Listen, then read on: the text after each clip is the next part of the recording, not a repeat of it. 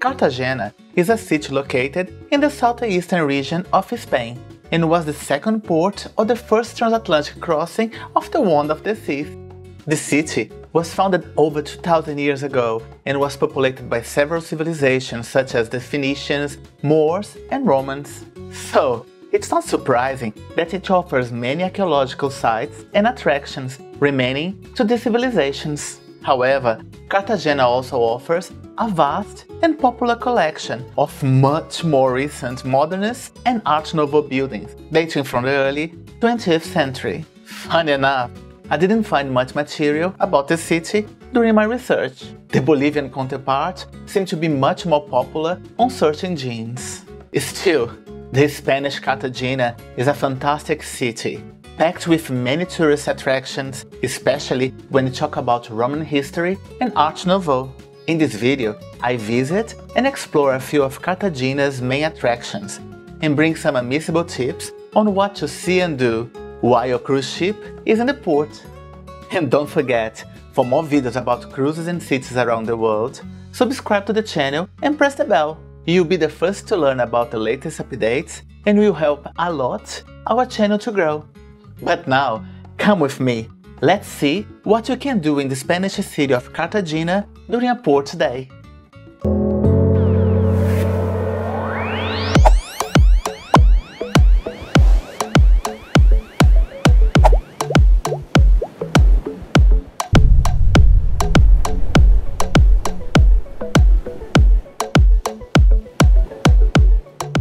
Hello cruise mates, I'm Horton Novak.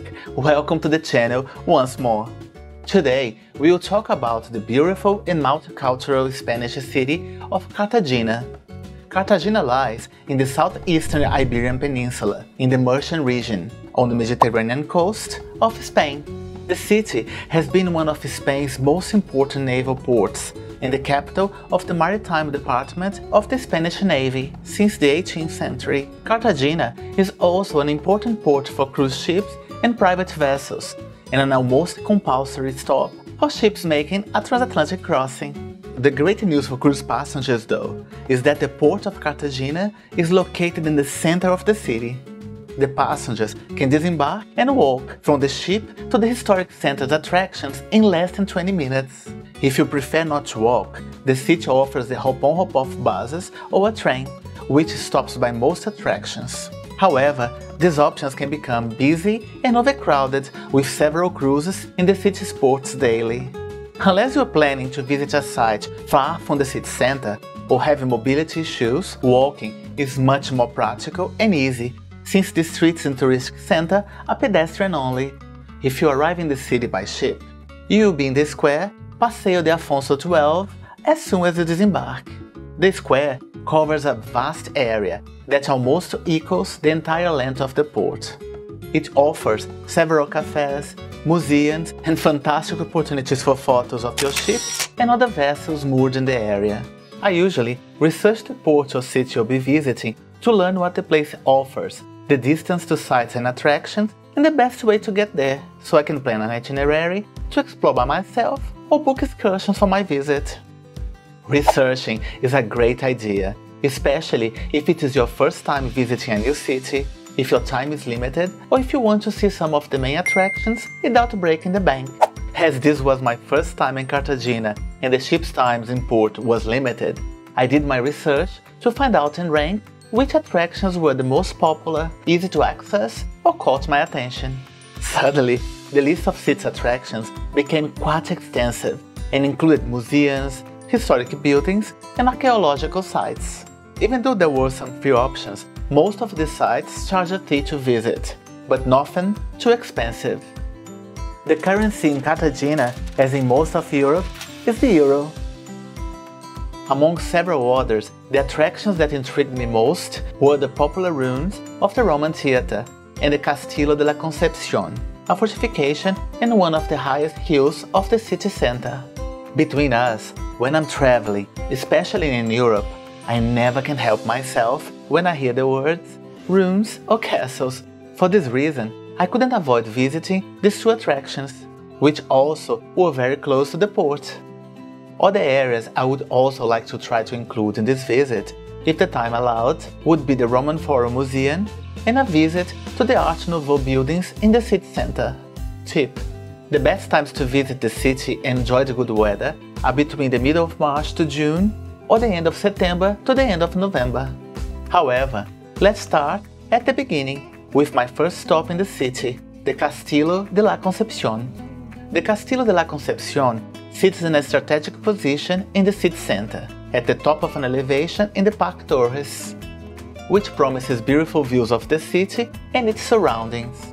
You can reach the top by walking through the park's alleys, which include some steep slopes and flights of stairs, and takes approximately 20 to 30 minutes.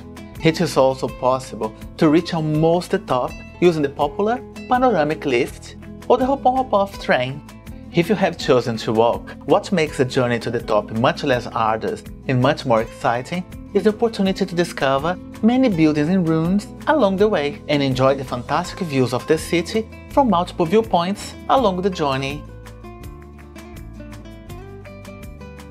From these viewpoints, you can observe your ship and many other vessels in the city's port, and even admire for free the splendor of the Roman theater ruins from above. One thing that will surely intrigue you when you reach the top of the elevation will be the strange sounds that echo to the trees and gardens around the Castillo. But even more impressive will be to discover that these sounds are produced by several peacocks that dwell in the area and, as in a pass of magic, appear in front of you in the most unpredictable places and when you least expect it. The peacocks offer an extra show for tourists visiting the Castillo de la Concepción. The Castillo de la Concepción is a medieval fortress from the 14th century, located on the hill of the same name that rises above the city of Cartagena and its port. Admission to the Castillo costs €3.75, but you can opt for a combo that includes some other attractions for €13. It includes the Castillo de la Concepción, the panoramic elevator, the Roman Theatre and the Roman Forum. Both single tickets and combos are available in the city's tourist center and at the attraction's entrance. Unlike its name suggests, the Castillo is more of a fort than a castle and was built for strategic reasons due to its open views of the city and port. Today, the place houses a museum and offers access to relics from the medieval and Roman periods of the city. Archaeological excavations have revealed that the Castillo was originally a Roman temple dedicated to Asclepius, the Greco-Roman god of medicine. Old systems from the Roman era were found underneath the building and are open for visitation. However, most of what remains with the building's architecture is from the 13th century, after the Christian reconquest. But what still is one of the Castillo's most impressive attractions to date are the 360-degree views of the city from the top of the fortification. From there, you can see the cruise ships and smaller vessels moored in the port or arriving in the city, and other city sites, such as the Plaza del Toros, an ancient Roman amphitheater that became a bullfight arena and is currently closed and in disrepair, the walls of the old citadel, and even some windmills used in the past to grind grains. The Castillo's visit, including its museum and a bit of exploration of the surrounding park, took almost 2 hours. It was a great way to experience the area, learn a bit of Cartagena history, interact with the fauna, take fantastic photos, and enjoy the city views. From there, instead of going to the Roman Theatre as initially planned, we decided to head to the Roman Forum ruins, which were a little further from the city center, a 25-minute walk, and take the chance of visiting the Roman Theatre on the way back, since the place is near to the port. Another awe-inspiring thing about the city is the amount of street art everywhere you look. It's almost impossible to walk more than a few meters in the city back alleys without coming across beautiful murals and graffiti in the most diverse sizes, styles and motifs. The Cerro del Molinete is an archaeological park. Actually, it's one of the largest urban archaeological parks in Spain. It has 3 adjacent areas: the Cerro del Molinete, the Roman Forum Molinete Museum, and the actual ruins of the Roman Forum, which, despite being in the external area, are part of the museum. The Parque del Cerro del Molinete is an archaeological site open to the public and free to visit. Passing the gates, you can follow the main street and discover some practically unrecognizable ruins of Roman temples, or the entrance of tunnels that were used as refuge during the Spanish Civil War along the way. The street will take you up to the top of the hill, where you can enjoy the beautiful city views. An interesting thing to explore at the top of the hill are the ruins of an old windmill that was used to grind grains in the past. Several other windmills in different conservation states can be seen from this point in other elevations around the city. The Roman Forum Museum is also the entrance to one of Spain's most important urban archaeological sites.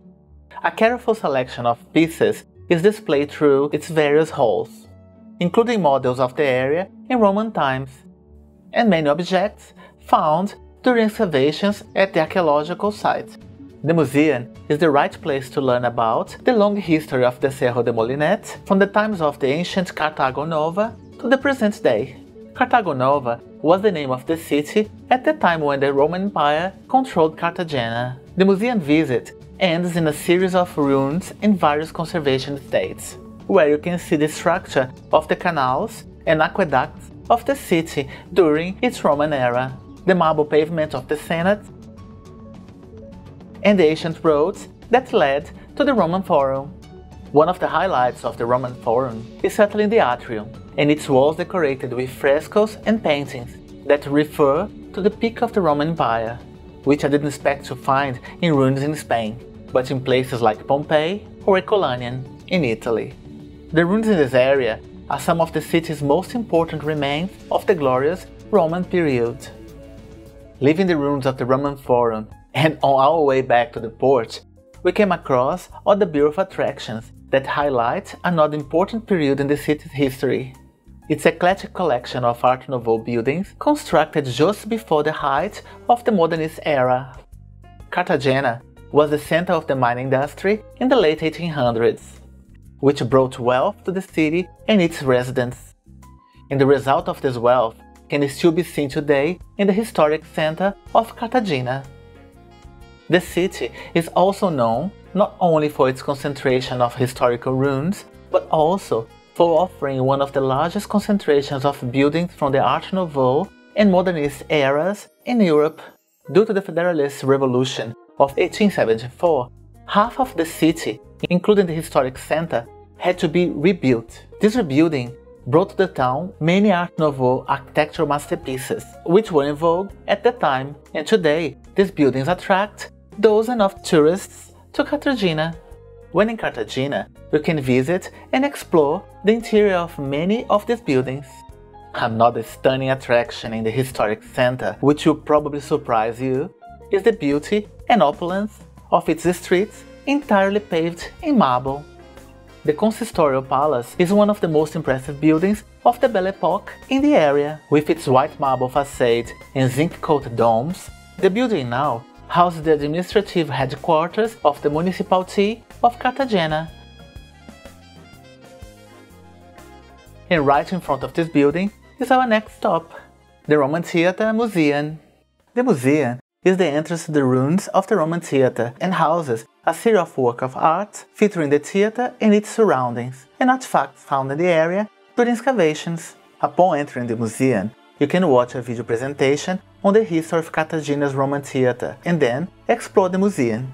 However, nothing can prepare you for the first time inside of the Roman theatre. Even though in ruins, the space is glorious and vast. The Roman theatre of Cartagena is the second largest in the Iberian Peninsula and the most popular tourist attraction in the city. The theatre is believed to have been built between 1 and 5 BC. After Rome's fall in the 3rd century, a market was built over the theatre using its stones and bricks. It is believed that the market was abandoned after fire during an attack on the city. It became a market again in the 6th century, when the Byzantines established a commercial district in the area. The Roman theatre was rediscovered in 1988, when excavations in the area began.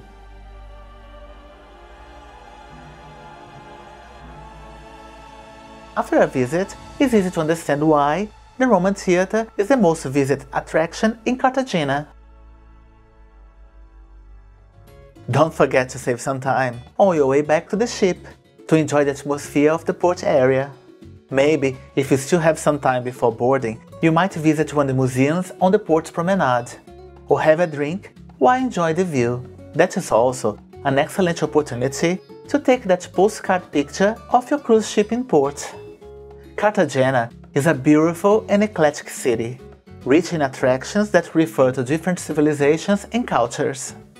Mostly thanks to the easy access and proximity to the port, I had the chance to visit all these attractions in one day in the city. I probably could have seen a little bit more. Still, the city offers many other attractions, including museums, castles, architecture, and delicious culinary options that you need a little more time to properly appreciate. That's why I'm already considering spending a few extra days in Cartagena on my next visit to Spain, to explore and enjoy more of what the city has to offer and bring all the details firsthand to you here on the channel. I guess that's all for today. See you in the next video.